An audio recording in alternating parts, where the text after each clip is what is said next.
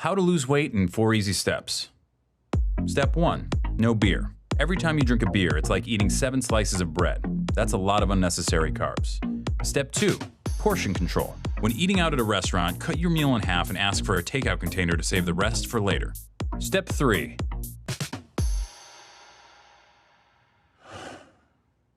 have your heart broken. And not just broken, but shattered by a girl who never loved you and never will. Try to get your shit together and join a gym. Start going to the gym regularly, and even though you don't know that much about exercise and you're way too weak to do pretty much anything but lift 5-pound weights with the old people, do it until your sweat makes a puddle on the floor. Then go home and go to bed, and the next day do it again, and then again, and then again. Then go to work and listen to stories of your ex-girlfriend fucking around with gross and terrible people. Stories from your coworker friends who think they're doing you a favor. Pretend that it doesn't bother you. Pretend that being forced to see your ex at work every day isn't fucking killing you. Pretend that everything's fine. Go to the gym and make more puddles of sweat. Buy books. Learn about different muscle groups and how they work together. Plan out your week of meals. Try to forget her. Back to the gym, more puddles of sweat. You're a piece of shit. You are a piece of shit.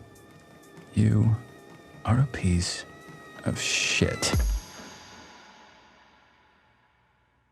After the gym one night, go all the way up to the top of the parking garage and walk all the way to the back.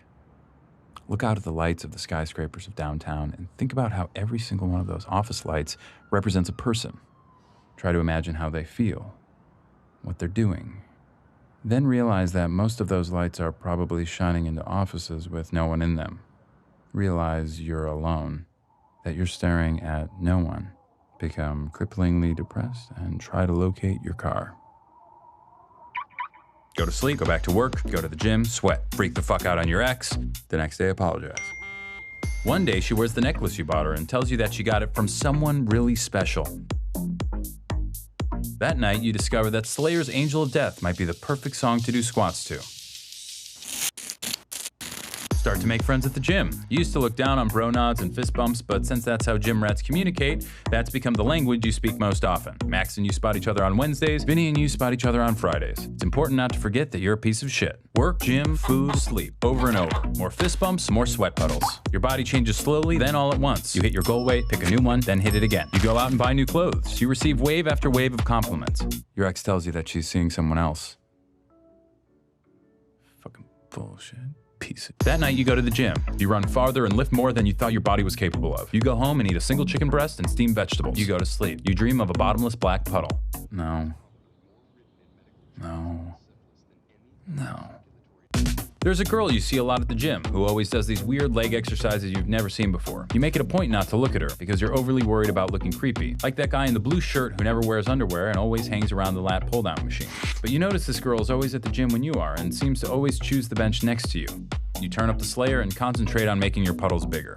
At work, your ex parades her new boyfriend around, flatly ignoring you the entire time. He's taller than you, in better shape than you, and significantly better looking than you.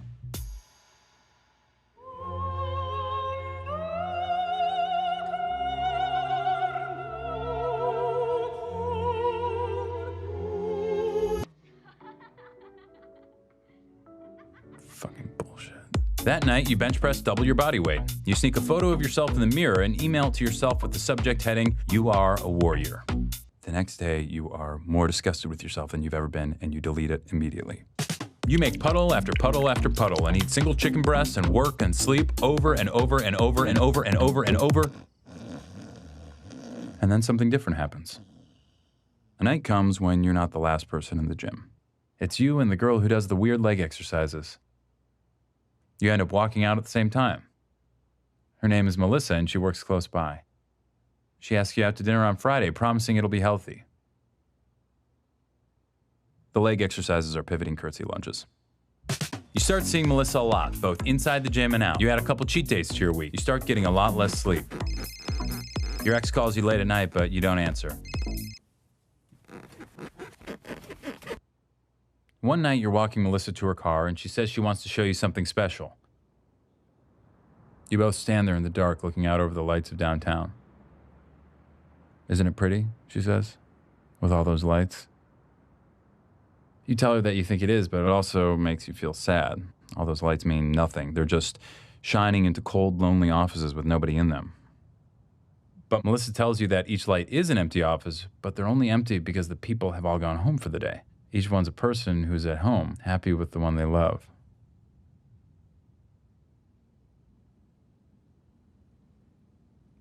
You look at her in the lights, and she smiles. Something in your chest expands.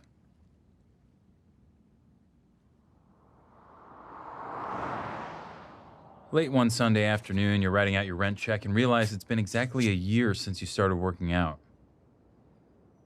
You think of all those miles you've run, those pounds you've lifted, and chicken you've eaten, and puddles you've made, and it doesn't seem that bad. You realize that it's not about hitting a goal weight or lifting weights.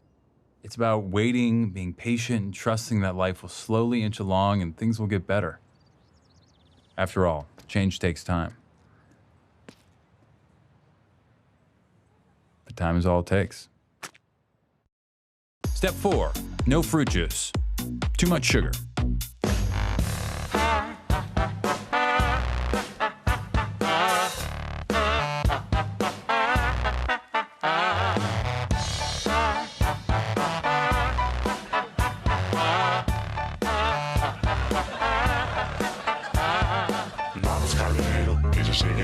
Cuida bien tu planta, crea con esmero, enciende tu pipa, aluma tu tripa, acrecienta tu conciencia, fuma tu plantita. Por eso baila sin control de tu mente crítica, percibe la realidad como mágica.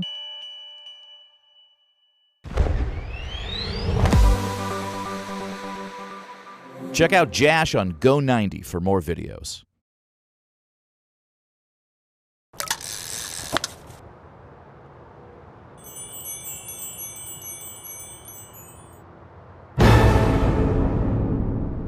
I need bait, mate.